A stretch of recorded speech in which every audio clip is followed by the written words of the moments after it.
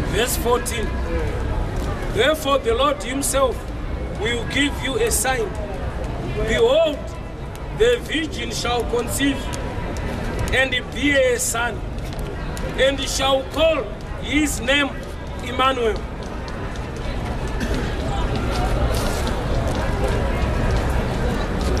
Luke chapter 1 verse 34 note.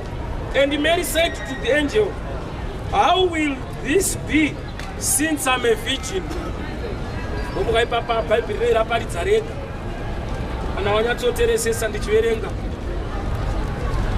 Isaiah chapter 7, you know, a virgin shall conceive and bear a son, and call his name Emmanuel.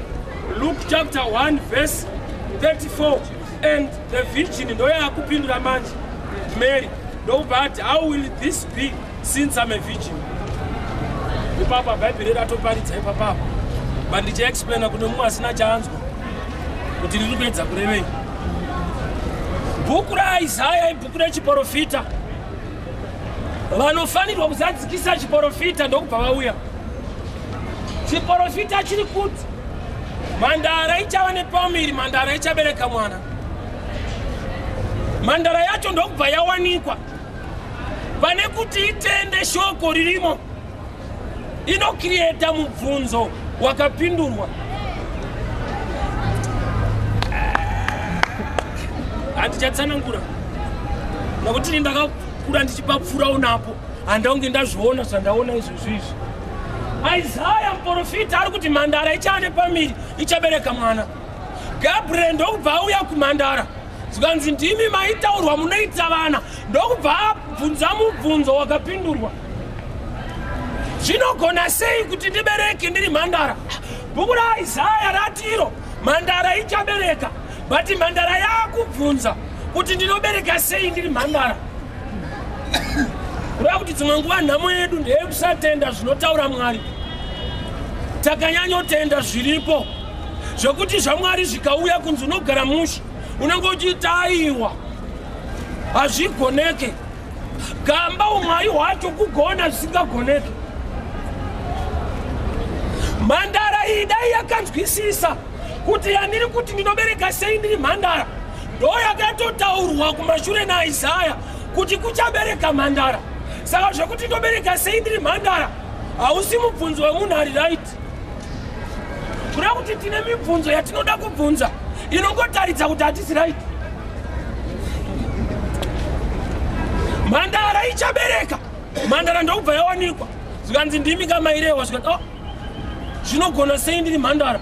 Iro rakatoti mandara ndoichazviita zvokuti mandara ikati zvinogona sei ndiri mandara ilevel yekurasika yemhando yepamusoro.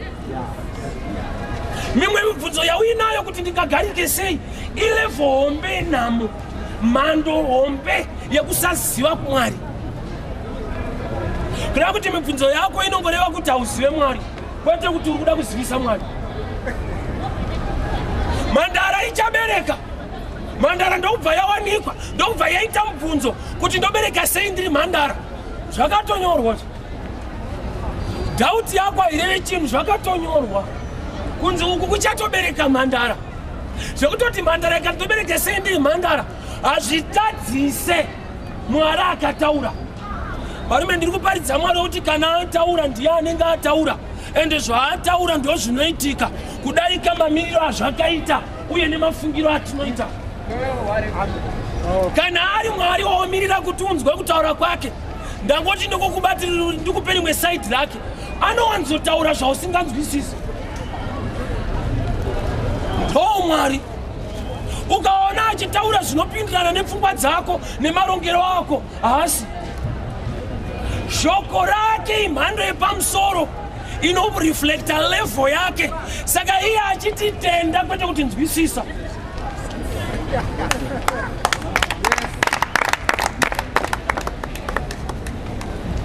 Iri harina sense, rine faith. Ukaona zvirumu zvichiita common sense hausi kuverenga mushe. Saka uchiona ukatanga kuita zveunhu vanhu vanokuti indawo, because hasi zvevanhu ndezvevanhu vaMwari. Unenge wapfuura pavanhu wavo kwaMwari chaicho. Mandara ichava nemimba ichabereka.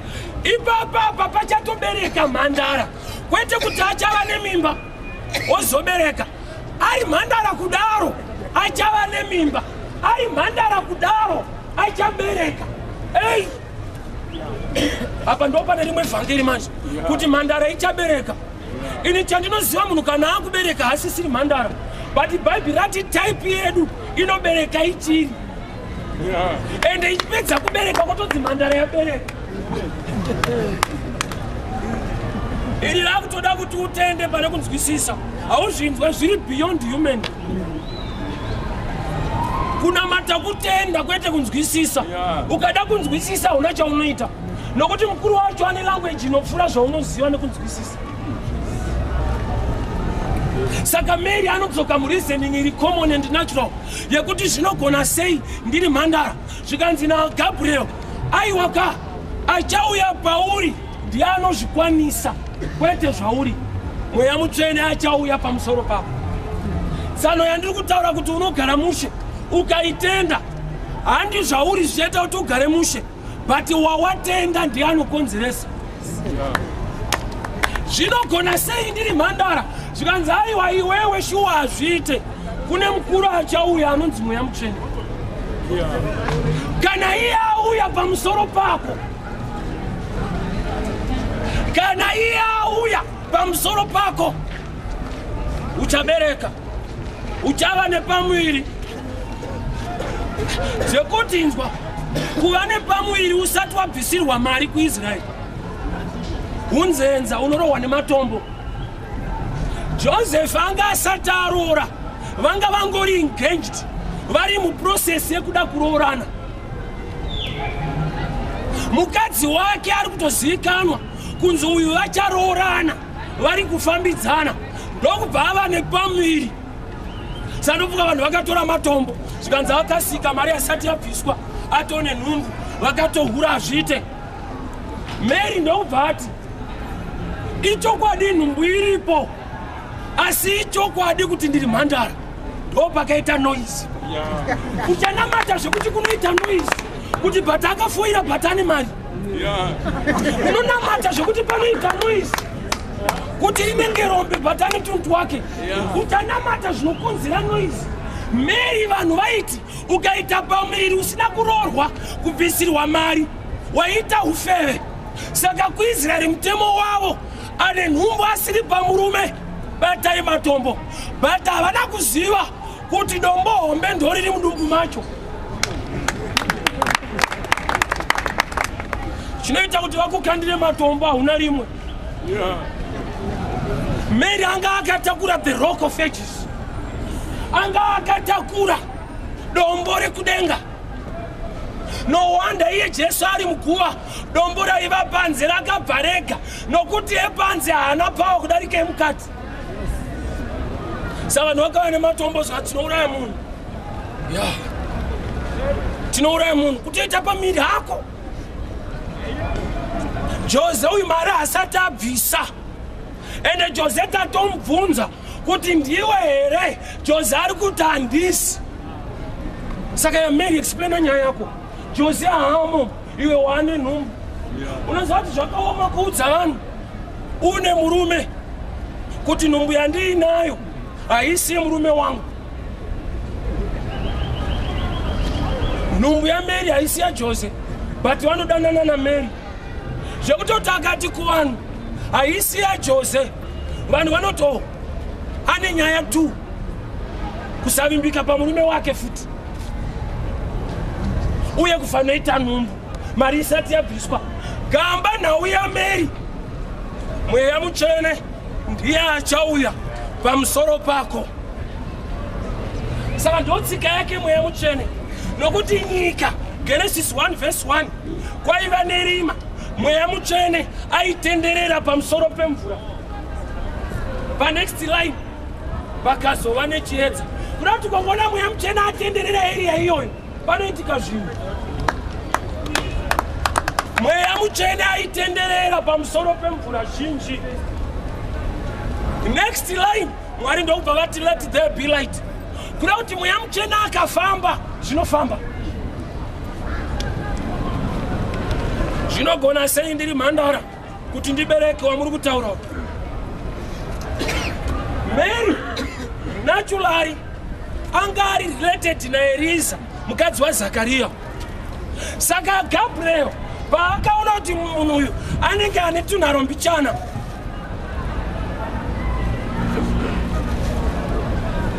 hama yako Eliza, cousin wako Eliza ainzi abereke. Uri kunzwa language yekudenga? Gabriel hati hama yako Eliza isingabereke, anoti ainzi. Kuda kuti zvimwe zviri pauri ndi vanhu vari kukudaro. Mwari ambozviziva. Vanhu ndo vari kuti uri rombe.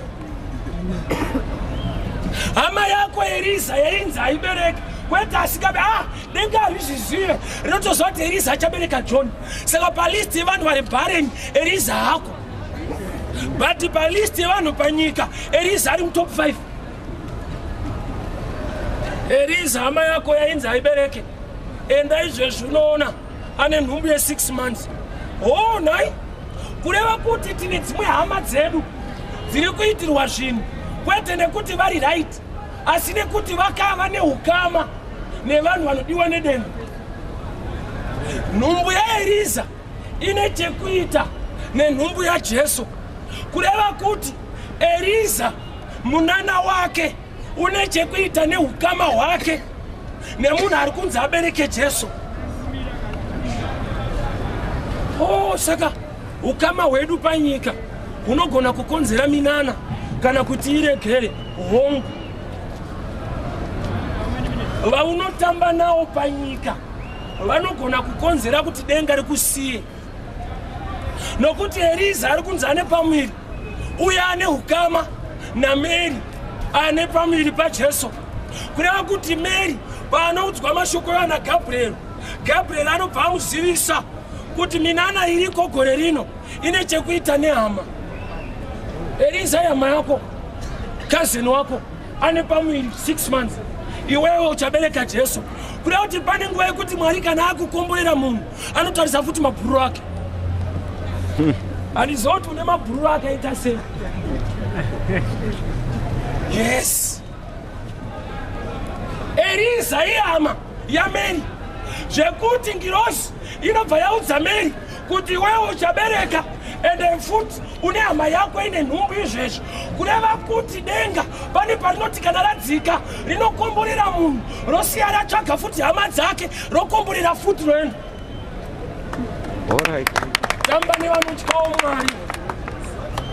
Abrahamu ndiye akaudza ngirozi kuti kana makuenda muSodhomu mukawana 2 or 3 or 10 vanoteerera, please vaponese iwo. Uri kuona nekuti Lot naAbrahamu vane one thing in common, rudo. Abrahamu akauya nemwana wake kugomo achida kupa Jehovha. Mwari vakati ndazviona kuti unondida. Ngirozi padzakapinda muSodhomu, Lot akasacrifice kuti ndingatopinda henyu mumba mangu, varume varikuda kukubata yavo ndogona kuvapa vana vangu mhandara. Akada denga kusvika pakuti vana vangu chaivo ndo vangatosafa kwete denga randivhizitira. Ndosaka ngirozi dzakaziva kuti ndiye aitaurwa naAbrahamu. Vanoda Mwari zvekuti kana vana vavo chaivo havareve chinhu kana vafunga nezvaMwari. One thing in common. Hama yako Eliza ine nhumbu izvezvi 6 months ahead. Kureva kuti pa 5 months ahead uye asati audzwa, but pana ane munana uri connected nemunhu asati audzwa. Ukada kuziva kuti Mwari achakukomborera gore rino, unongotarisa vaunotamba nawo kuti vaitirwe iwo gore rino. Nokuti nhumbu dzevamwe isaini kune vamwe vachaitawo, but ndokunge vari related. That's why Noah paiti mukanga dzipita dziri tutu ilanguage yelove. Murume nemukadzi.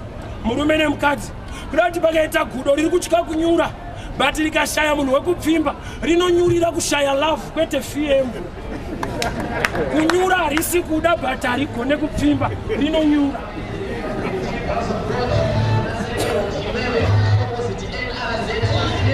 Kingdom revelation ya Jehovah.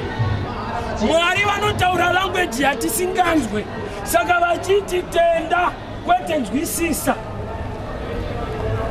Mandara ichava nemwana mera akati izvi ndo zvisingaite manje. Since ndaberekwa kusvika nhasi hakuna yakadaro. Ndomukangira zvidhopa yakaona kuti ndiri kuudza munhu revelation, but munhu wacho haana kubvira aona scripture. Ndo zviri dangerous kuti ndinokupa deep revelation ende iwewe yeta usati watombokura mukunzwa bhaibheri racho ordinary. Zvekuti even nyaya yaJona chaiyo unotonzwira papulpita usati waiverenga wega. Hazvimwe here umu kuti mhandara ichabereka mwana, zvirimo, but mhandara yacho kana yakuudzwa inoti zvinogona sei. Waiona danger yekusaverenga shoko, unoramba revelation chaiyo, nokuti muwedhi chaimo hamumo. Varume hama nhau yekunamata ise kuti mufundisi akuudze ndeyekuti upote uchinzwa Mwari, nokuti munhu waunotemba kuti akuudze anogona kukuudza zvaasina kutumwa. Unoti kudii? Unomuvheta sei? Mozisi haana kuudza vanhu kuti rambai vakadzi. Jesu auya akati pakutanga hazvina kudaro, chabatanidzwa naJehovha hakuna anotenderwa kupatsanura, but vanhu vanga vane masertificate ekurambana. Vapiwa nani? naMose. Sei vakatenda Mose? Mose ndiye ega aikwira mugomo, ivo vari pasi. Saka zvese zvaibva naMose akubva uko vaifungudza ndezvekudenga, gamba zvimwe zvazviri zvemudenga mugomo imomo. Nokuti bhaibheri rinototanzi Mose akaona kuoma kwemwoyo yenyu, kwete Mwari vakaona, Mose akaona. Saka zvakutoda kuti ukure upote uchinzwa Mwari, unogona kuudzwa zvemudenga matsano mudenga ngakuchenjera so tokupresentera of what revelation. Yes, because naturally munhu anogona kungwara kudarika umwe. Zvekuti kungwara kwemumwe unogona kufunga ndezvedenga ari munhu.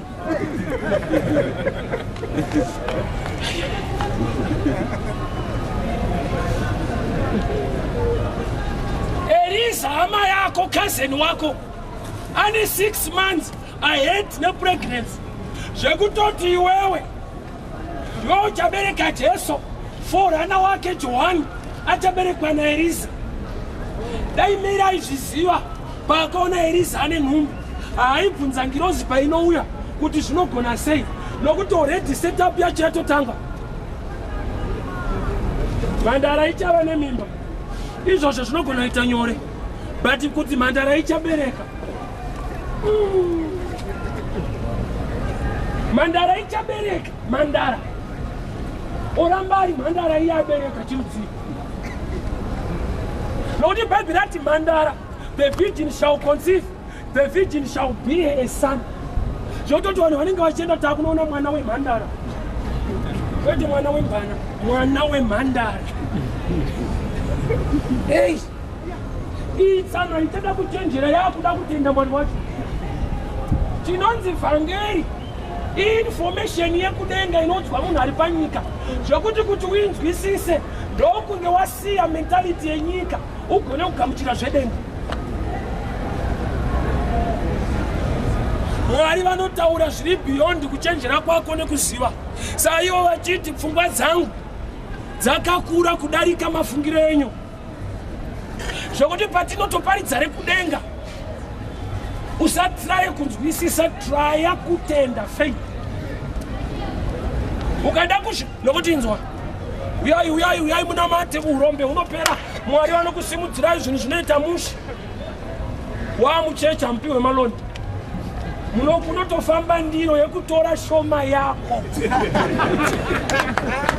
Zvokuti wada kuzvibhalansisa so unotononga uri kunyura.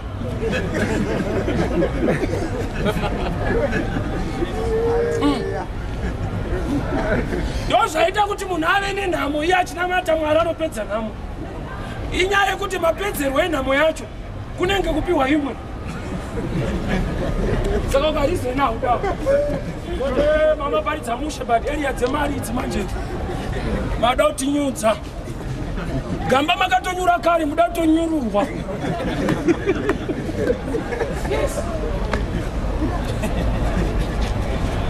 Zvinogona sei ndiri mhandara naiwe Mary mubvunzo wako unondiratidza kuti Bhaibheri uverenge. Isaya ari kuti kudii? Ari kutotaura nezita remwana achaberekwa nemhandara, but kune mhandara iri kutodhauta kubereka. Iko kuna Isaya kune mazita evana vacho. Ndinoparidzira apa zvauri kuti azviite, Mwari vatone zita remota yacho yauchafamba nayo. Mhandara ichava nemimba, ichabereka mwana achanzi Emmanuel. Mhandara yasvikirwa zvikanzi zvinogona sei? Mary, you are too late kutone zita remwana wacho. Iwe uri kutoramba process. Mwari ane mazita evana vacho.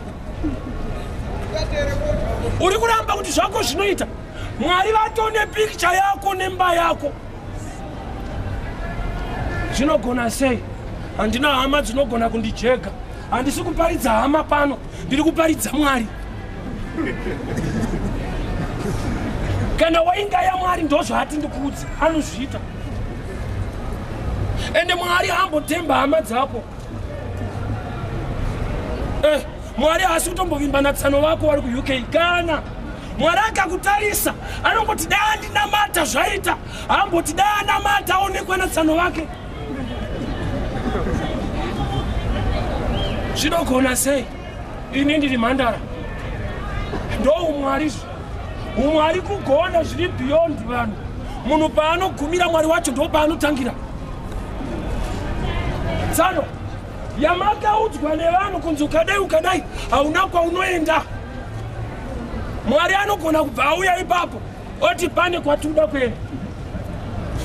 Jona akaburitswa mubhoti. Ndo mode of transport yaizikanwa kunzi munhu pamvura anofamba nemubhoti. But nekuti pakazoita Mwari, kwakaenda munhu asiri mubhoti, but akaenda. Vanhu vakaburitsa cho ndokuva vakatofamba vachiudzana. Takufa kusateerera kwakaipa munonyura. Kana kwachoenda transport yavakajaira inonzi bhoti, zvokuti wese anenge abuda mubhoti vanotaura one word zvapera.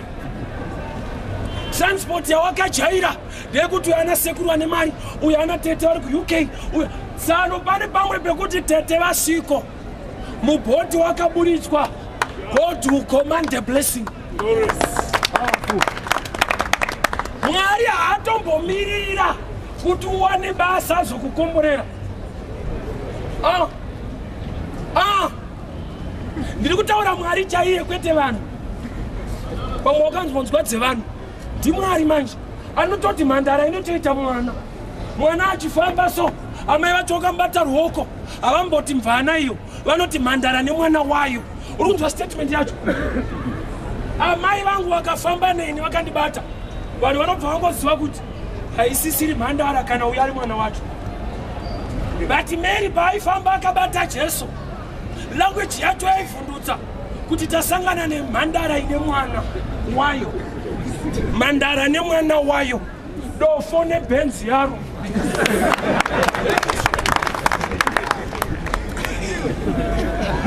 Ndo zvinoita Mwari iyeyo, anoshamisa. NdiMwari wamasimba ose anogona. Chaari kuda chete kuti akuitire tenda.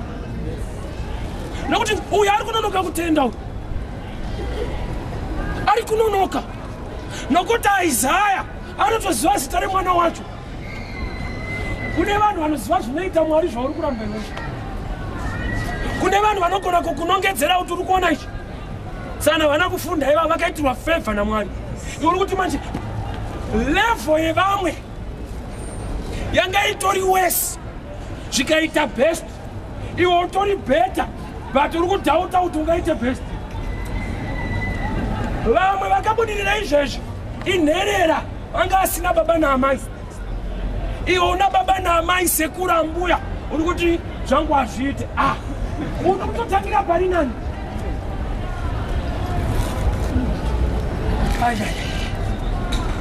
Po matavira asingaoni anga ane bhendi.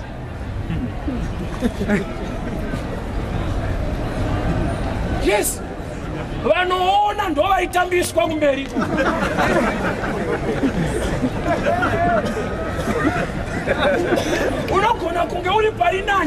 but uchishandira vanga vatori western.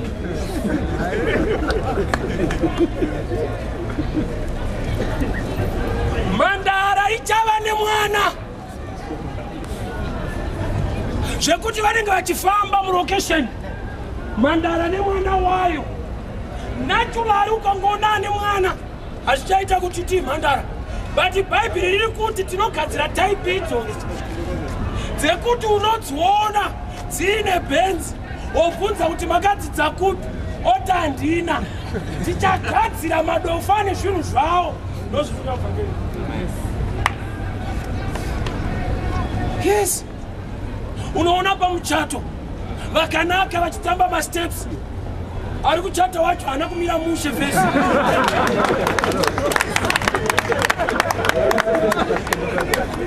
Ndozvariri kutaura kudikana kunoperekedzwa nevakanaka gore rino. Kana Mwari afunga nezvako unoita mwana uri Mandara, zvekuti naJose wacho anotovhundukawo. Meno yada kundivhara nayo manje. Sanzi Joseph aida kuramba Mary. He was a just man, a good man. Ona ndo danger yekuva good naturally, usiri good spiritually. Unoramba zvakanaka zvemweya nekuda kwekuva munhu ari right. Let me be this. Aidangu iri kuti Joseph akaziva kuti mukadzi uyu ane pamiri, zvanzi akafunga kuramba nokuti aiva munhu ari right, saka aida kuramba secretly nenzira yakanaka, achida kuramba zvakanaka nenzira yakanaka. Waona here kuti Mwari hana matwe nekufunga kwako, unomupotsa. Ukanamata nenjere dzako unomupotsa. Nokuti munhu ari normal zveshuwa akaona mukadzi wada kuroora nenhumbu, kuramba ndokunonzi kuita justice, ndokunonzi kurizena. But Jose hana kuziva kuti ndaakutoramba program zvino nekuda kunzwisisa. Mwari haasitarisira kuti umunzwisise, ari kutarisira kuti umutende, nokuti pfungwa dzako hadzigone kumunzwisisa. Haafunge kunge iwewe, haaronge kunge iwewe. Mwari anoti mukati tine nyota, anoti endai kudombo munonwa. Iwe wakajaira kuchera tsimeka. Unoti type yawanamata ina kumira musha, munonwa padombo tsana. Unobudirira nekutengesa mazero na Mwari yeyo. Vamwe vacho hodha zvikuru, iwe unenge une zvidiki una Mwari mukuru. Unosangana kumariza uko. Unotonzwa kuti harisi dovira ari kutengesa meno zviri mudovi.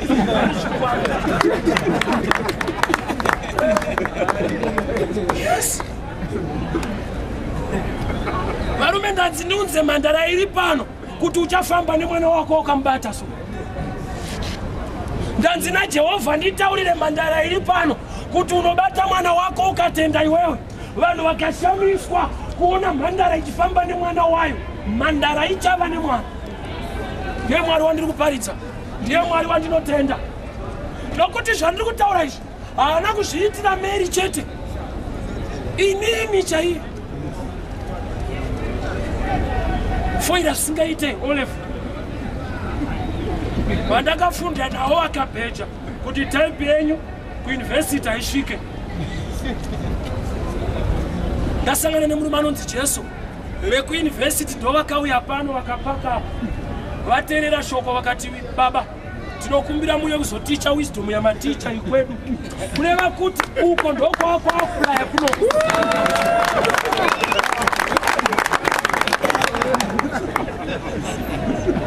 Uyu kandi anonzi Mwari kwete vanhu. Hakuna munhu aigona kundirongera kuti handu nokuti tiri maditu maii haparongeri. Anoburitswa basa anorongera type iyoyo. Saka vanhu vanotya kurwiswa havandirongere, but vakasandirongera mweya mutsvene achauya pamusoro pako, uchava nemwana.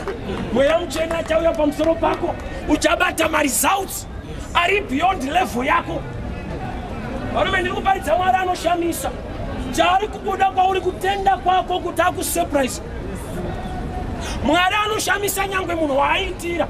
Pamunenge muchishamisika nezvaandiitira, nditori kusaidi kwenyu, neno ndinotoshamisika kuti ndachiparidzisa dofo.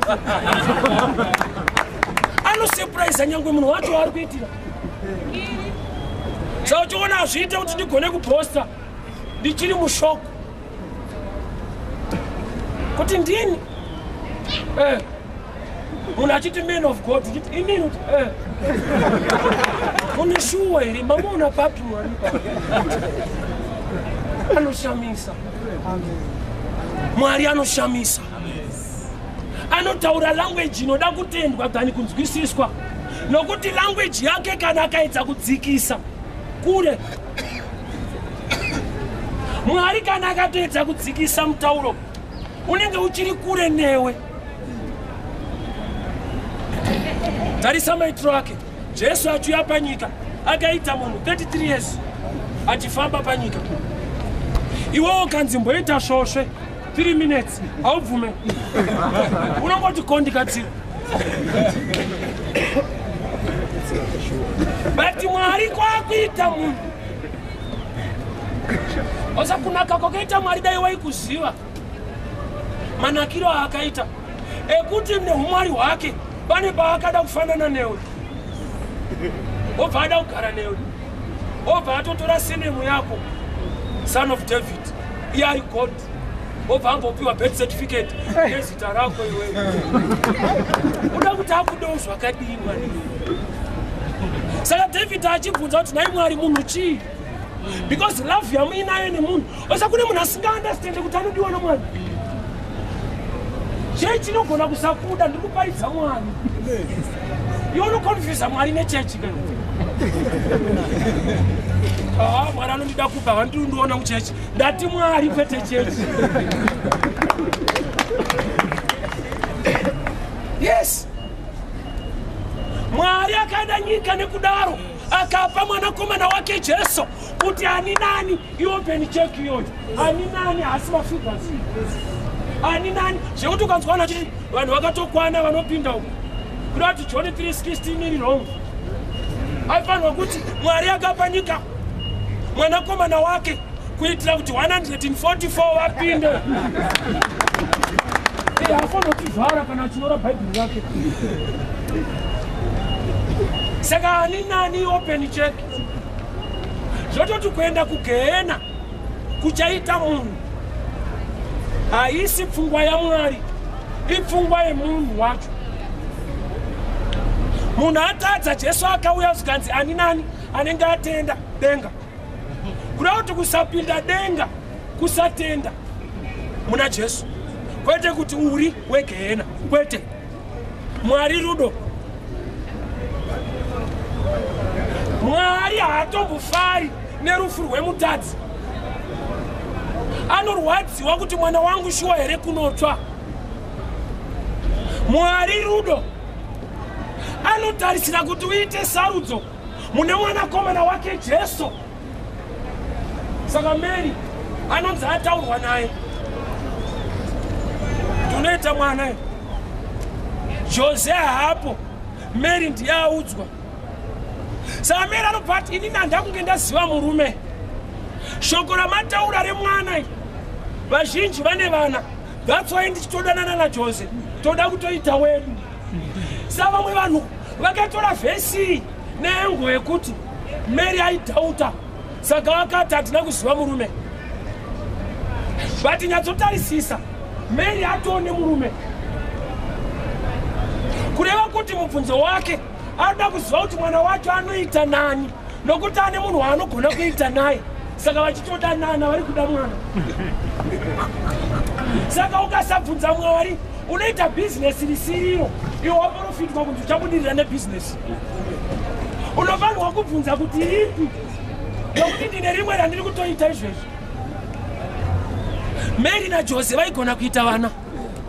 Saka ngirozi painoti unoita mwana, Mary paanoti handida kuziva murume atogona kutaura izvozvo nokuti nyaya yake haidi murume. Zvekuti akangotenda kuti shuwa tinoita anosara achiita naJose. Denga rikazovhunduka rakuuya naJesu toona munhu ari kutopusha. Akaparidzirwa akaita zvinhu asina knowledge chop chop. Munosvika Mary akupusha. Zvekuti mukada kumunetsa anoti makadaro wani. kuti ndichaita mwana. Ndonzira dzedu idzi. Dai makapedzisa nyaya yenyu kuti nani. Ndauya kuzotaura kuti it's not by might or by power but by the Spirit of God. Hazvisi kuzoitwa nevanhu. Mwari ari musizini yekukutira ari iye mbuno. Kingdom ya Jehovah Mwari pachake ndiye arikuda kukuitira mukore uno. Mary Mandara ichava nemwana. Saka uri kuona kuti Isaiah manyorero ake munhu ane faith yepamusoro kudarika Mary wacho muridzi weprogram. Osandinogona kuita faith yekuti zvako zvinoita but iwewe wacho usina. Isaiah arikutoziva zita remwana Emmanuel, and arikutoziva type yemwana mukomana, a son achanzi Emmanuel. Zvekuti Mary paari kunzi uchava nemwana haana idea yetype yemwana, but ukuti naIsaiah ari kuti a son ndiye achanzi Emmanuel. Sadenga ndokubva raona kuti level yepfungwa dzemunhu hadzisi palevel yedenga. Saka ndakumuparidzira message yepasi. Endai kugomo reJudhea munoona Eliza. Pane kuti ngirozi ibudza kuti Mwari ndiye akasika denga nenyika, zvinhu zviri kumusoro zvinoshamisa. Vakatoona kuti hanzwe. Veda kutotaura zvekugomo reJudhea chaizvo. Haone Jesu paaiparidza aitaura nyaya yemakwai, nyaya yefishi. Anga akatobva ikoko kunoshamisa, kune ngirozi kunoita zvinoshamisa, but akaziva kuti type ndikaiudza zveuku hainzwi. Veda kutotaura zvekumunda chaizvo kuti kuna akakusha mbeu. Vava varimi vese vachikutikana ndokuparidza.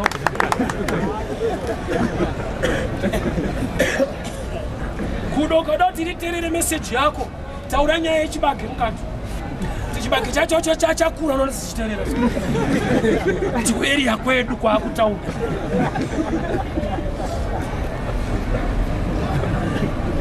Enda kugomo reJudhea unoona Eliza hama yako.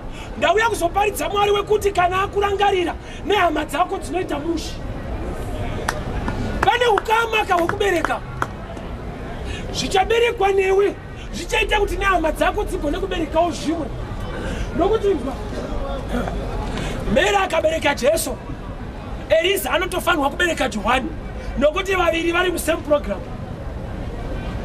Mwari vari kuti project yandada kukupa iwewe, muzukuru wako anofanirwa kunge ane mari yofuti yekuzobeka project iyoyi. Nokuti pfungwa yandaisa mauri inoda financial backup, but kune munhu anofanirwa kuita mari waunotamba naye kuti musanganise idea yenyu zvibatike. Mary naEliza macousins wavari ari kuberekwa naMary, forerunner wake ndiye aberekwa naEliza. Kureva kuti Mwari vane tsika yekuti vakada kukomborera iwewe vanotarisa panext door munuru wako ari close kuti ndingamuitirewo chinhu. Saka gona kukambanira unongosanganisirwa muzvinhu. Yes, that's why Bartimaeus paakadzwa kuti Jesu ari kupfuura ndokubva abvunza vanhu chii chiri kuitika, zvikanzi Jesu weNazareta ari kupfuura. That message ndo yakabatsira Bartimaeus, yakamubatsira chirudzii. Pane zvaakaziva pavakadaro kuti Jesu ari kupfuura weNazareta. Bartimaeus ari kuda Jesu, but anoparidzirwa Jesu anopfuura. Bartimaeus kuti aone panotoda Jesu, but type ya Jesu waaudzwa anowanzopfuura. Saka akatozwa kuti Jesu anotopfuura. Iye akagara kuti dai Jesu auya anoparidzirwa Jesu anopfuura. Chiona zvaanoita. Audzwa kuti Jesu weNazareta ari kupfuura, haana kuzoshedza achiti Jesu weNazareta mirai. Anga ane knowledge yekuti ukamuti Jesu weNazareta haamire, nokuti kuno kuJeriko uri kumuti kuno hakusi kwenyu, uri wekuNazareta iwewe, uri wekuNazareta rwabasi. Saka vanhu vari kuti tiri kuti ndeweNazareta ari kuenda. Saka Bartimaeus chakaita kuti ataure zvinomisa Jesu akachinja mashedzero akati mwanakomana waDhavhidhi. Zita irori rinoreva kuti ndimambo. Saka ari kunzi muri mambo vanotonga kwese, even kuno ndekwenyu. Ndosaka Jesu akamira kuti anotaura zvinomisa Mwari.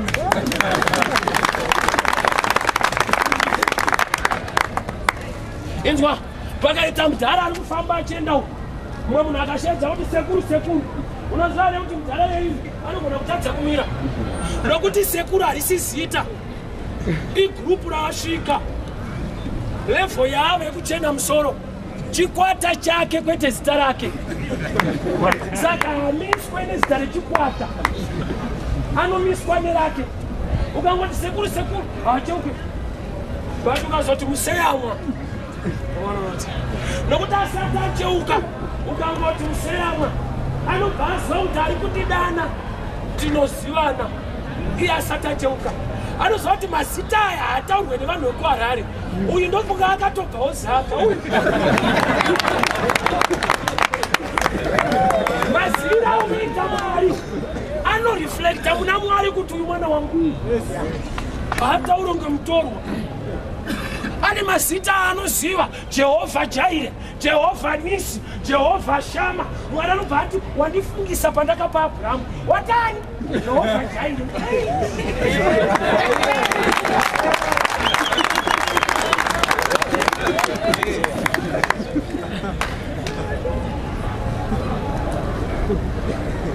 Mary na Eliza paukama.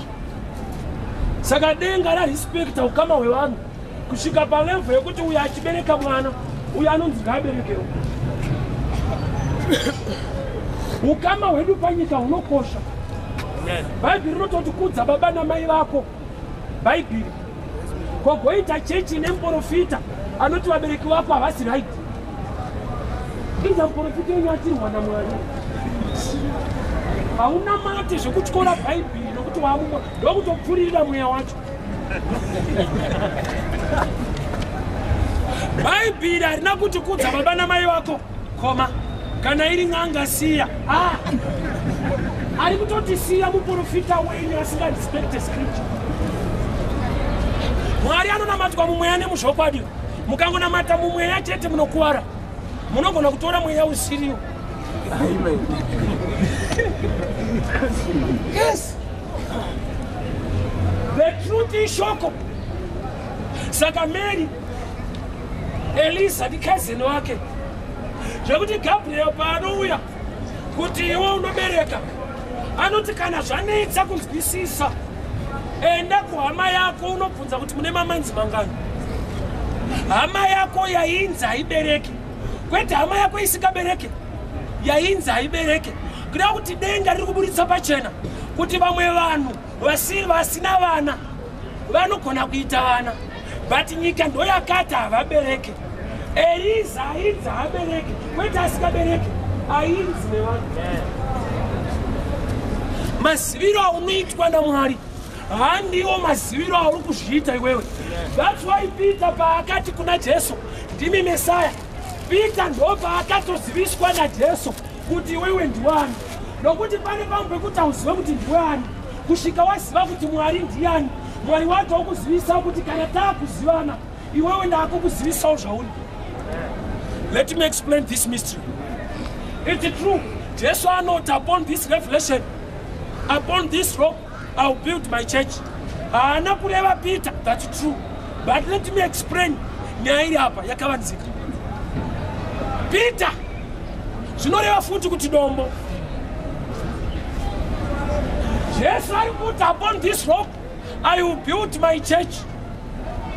But haasi kureva Peter, ari kureva zvataurwa naPeter. But Peter futi kazvinoreva dombo, kureva kuti Jesu ari kuti revelation yawawana idombo. But kana wawana revelation inenge dombo, iwewe futi utori dombo. Nokuti Peter zvinoreva dombo, revelation yawataura is a rock and you are part of that rock. Nokuti you can't grab that rock kana usiri pa rock system. Zvekuti maziviro aunoita Mwari ndokusimuka vanoziva mwari wavo. Daniel 11:32 vachava nesimba kurati empowerment iri knowledge. Oh, let me preach this way. Sano muri dombo kana maakuziva zvedombo rinonzi Jesu munoitawo dombo. Peter zvichireva dombo, revelation yaataura ndo dombo richavakirwa chechi. Kureva kuti Peter kana achiziva revelation yedombo iye haasi haapfave anotosimbawo. Maziviro aunoita Mwari ndo empowerment yako. Kingdom yakamira kudai so. Taitaura nezuro kuti vhangeri rikaparidzwa rinokupa mufaro nokuti good news. But kuti utirarama life ine mufaro ndokunge wakuita iro rakupa mufaro wacho iroro vhangeri. Nokuti nhau yekunamata inopfuura pakunzwa. Dimension hombe kuita rawanzwa. Sautona mupurisa asunge munhu ari kuda kuba. Anosunga munhu aba. Chinosungisa zvawaita kwete zvawafunga. But vachitoziva hako kuti zvawaita wazvifunga. But vanosunga kwapedzisira. Kwete uku.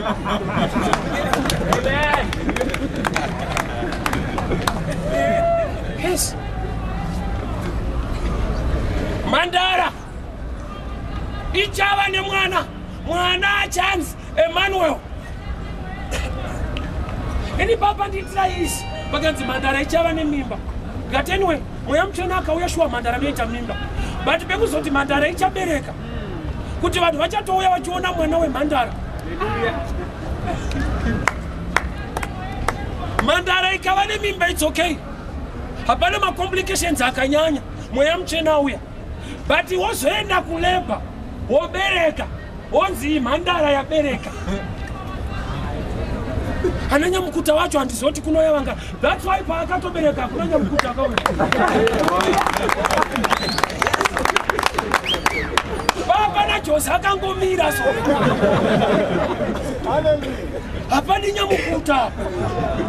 Vari kubereka Mandara. Nyamukuta akangoedza kuti Mandara ibereke. Anoriska basa kuti maireka achiuya kuleba ari Mandara munoda basa iri. Samunyana nyamukuta akati hatigone Mandara anofa mwana hatizvigona tinoda mutuzi. But akabereka. Regani kuti program yauchabereka, business project proposal yauchabereka haidi vanhu vanokujeka. Ndimwari ada kuti uibate.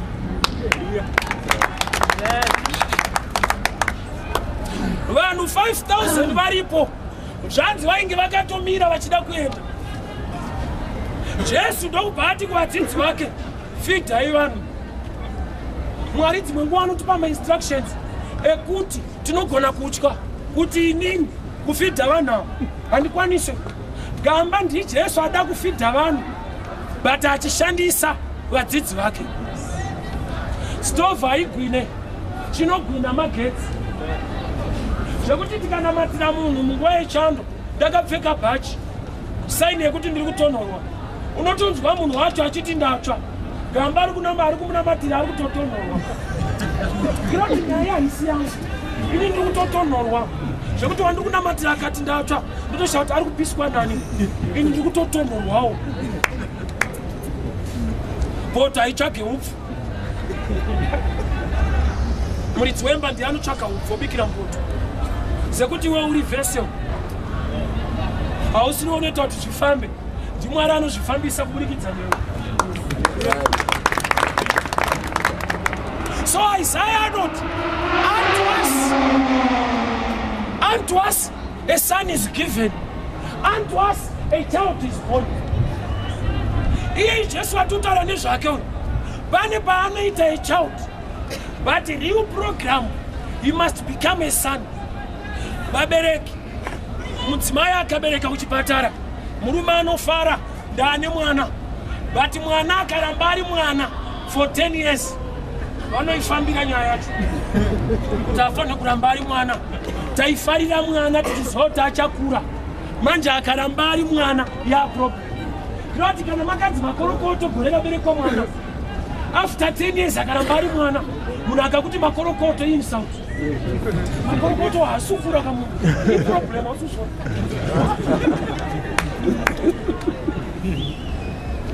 Kirati vese vari kubereka vana. Avadi vana. Vari kuda zvichaita mwana. Hallelujah. Kana uchida mwana ngaramba ari mwana 30 years ari kumusana utaona kuti uri mwana. Utachava jaya akakuchengetawo.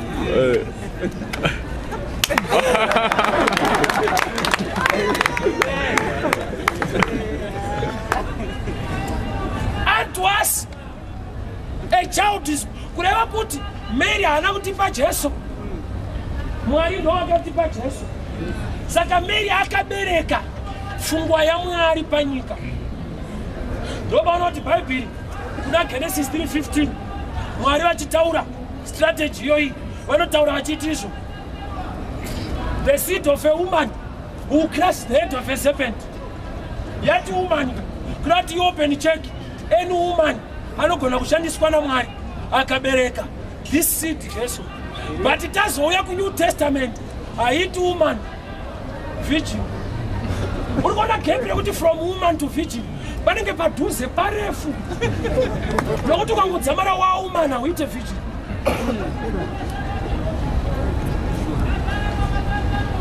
Vhangeri rikaparidzwa uchiri kure une manzwiro aunoriita kuti uye, but kana wauya ndopanotaurwa yekubvisa zvisirizvo.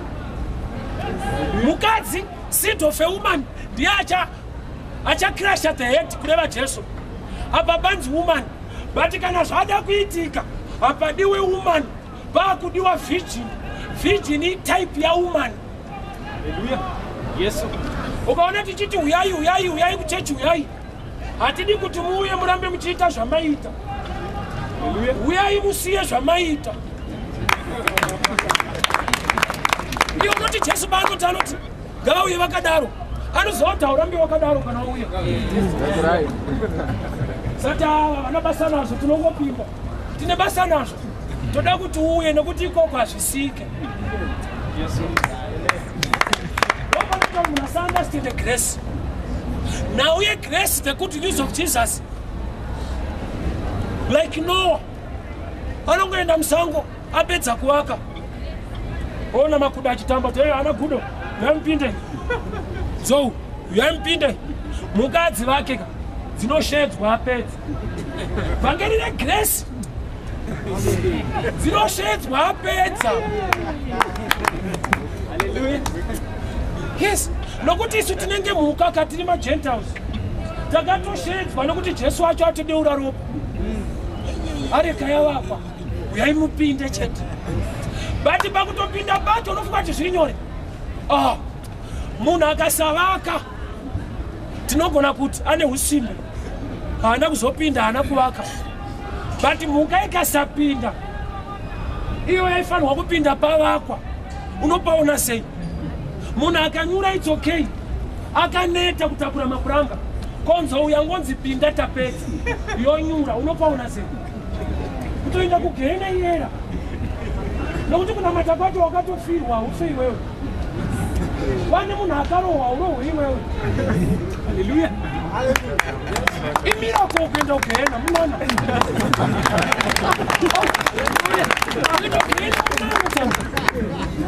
Kuti kungotenda chete kuti akatotata. Kunzi anganzi atsanyira tayo. Kunzi tenda. Kutenda chete. Hamuna hasukwanisa.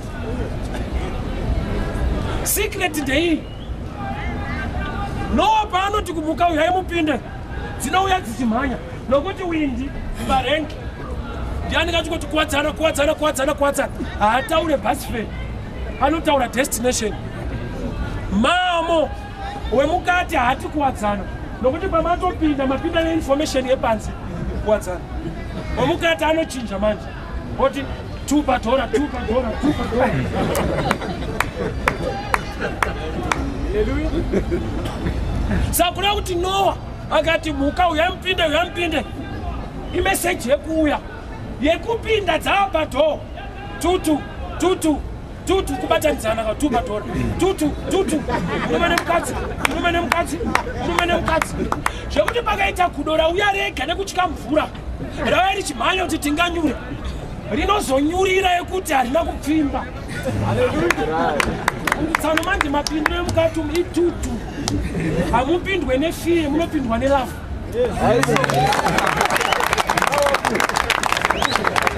Hatidi vanhu vari kutiza gehena toda vanhu vari kuda Mwari. Haana matwe nekutya nhamo anonamatwa nekudurwa.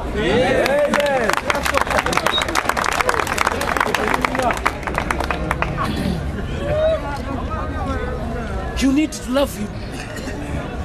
Anoda kudiwa. Iyo message yekuti tutu inongoreva kuti after the flood production. Saka uchiona hatina kubva kunyika kuti tingopinda chechi, takabva kunyika kuti tikunde nyika. Izvi handina kubva kunyika kuti ndizozorora kuchechi, ndakabva kunyika kuti ndishandire Mwari ndikunde nyika. Indaifukidzira kuti kwaya kuna Jesu wauya kuzozorora nokuti ndo maparitiro atakaita. Vaiverenga Matthew 11:28 vanga vasingaverenge Matthew 11:29 vati mafangera ezvifambisa sei. Uyai makaneta makaremerwa, uyai ndinokupai zororo. Matthew 11:28 verenga 29 unzwe. Takurai joki rangu.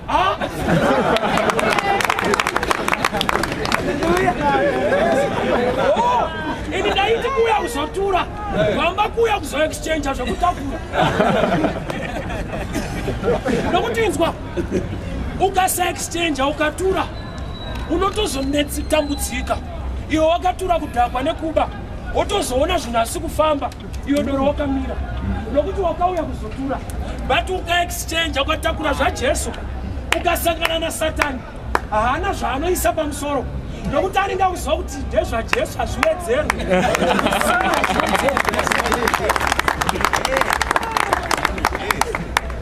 Zvekutoti nhamo yako inyaya yekuti haudi kutakura, wakauya kuzozorora, haudi kuita zvinotaura Mwari, ndiwo uri kutotaura kuti Mwari aite. Saka utori Mwari wofuti. Zvoti paunoti baba zvikatidzei munoshamisa, iwo unenge vachatokukwenya kuti newe unoshamisa zvandotaura.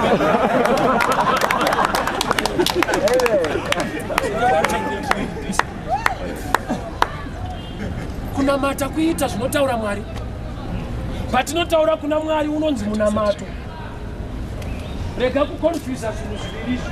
Saka kuti mabhaibheri chiti Mwari ari kutotsvaka vanomunamata. Kumunamata kuita zvaanotaura, zvekuti awandirwa netaipi inomudza zvekuita. Saka akutoita kutsvaka. Mwari ndiMwari wokuti anogona kusika chinhu, haanganzi angatsvake chinhu Mwari.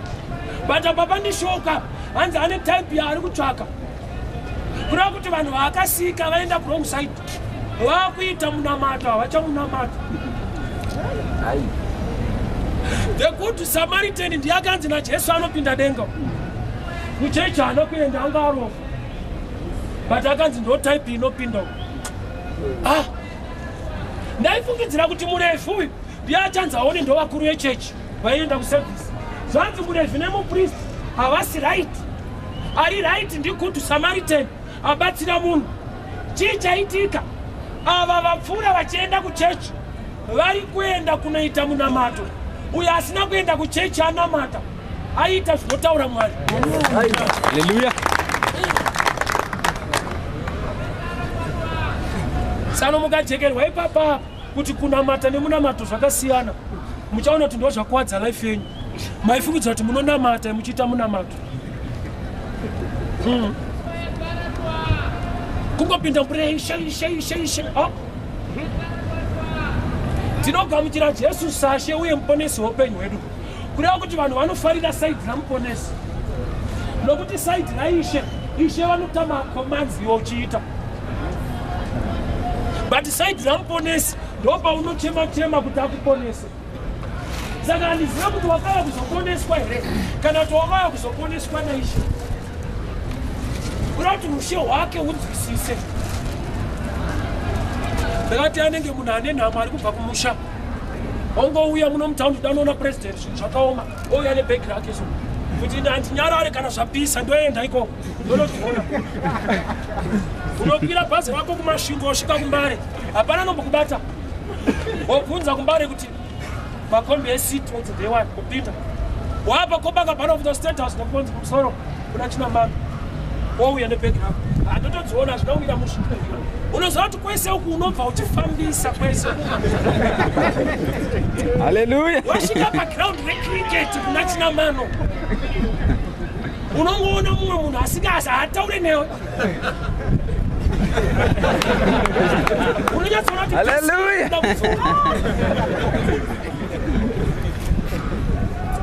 karunyararo kariko kanongokuudza kuti unenge uri wrong iwewe kurari mukati umari runyararo chete nokuti kusaiti even anopenga hapengeri andizvati kupenga hangu but area Haleluya.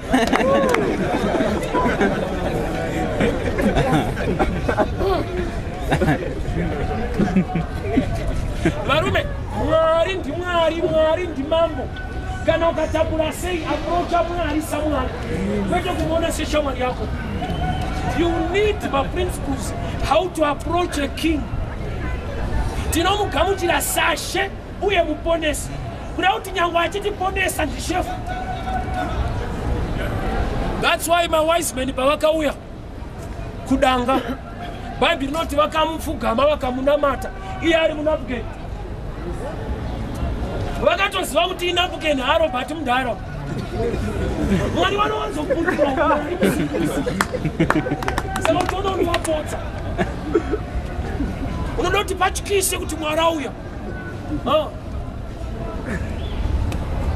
John chapter 6 vanhu vaguta chingwa chemiracle zvanzi vaida kumubata kuti vamuite mambo gamba iye akatoberekwa ari mambo mawise men vaitsvaka mambo aberekwa but kune vakaguta chingwa vakati toda kumugadza saka uchiona unoda kumuremekedza kana zvaita uda kuita mwari wekupa ruremekedzo kana wapromotwa kana warorwa gamba usati warorwa anotofanirwa kuremekedza unenge waane wisdom saka vachinzi mawise men they had to bow pamwana nokuti vaiziva the right picture no wonder Faro vamwe vana vese aiuraya achidambura musoro munhu mukuru kana achida kuuraya mwana haafanirwi kutsvaga bhemba sei Faro achidambura vana ane zvaari kuziva kuti muti vana umu mune mashefu arimo muna shefu awanda mumwana Satani anotoziva kuti pakaita shefa ivo hauziziva aone vakoma vaJoseph Maria vakamutengesa nayo havana kuziva kuti vari kutengesa chef 30 cents chef Haleluya. vanhu vasingazive destiny yako vanokuchipisa still havakuziva dai vaikuziva kuti ndiwe uchapedza nzara dai vaiziva kuti ndiwe unenge uri second kuna Faro dai vaizviziva vaikuidza mutengo Yesu. kuti muri kumuda nemari mukomana unoziva here kuti achaitei pambera rega uzvitarisira pasi hausi munhu wemanga-manga iwewe rega kuzvitarisira pasi rega kuzvitarisira pasi inzwa vanhu vakakuvenga usavajoine kuzvivengawo unowedzera nhamba hausi supporter utori player you must score goals and win mulife yako yes munhu anotomukira kuground na9 bhora richitambwa na3 ivo vanotoziva kuti kune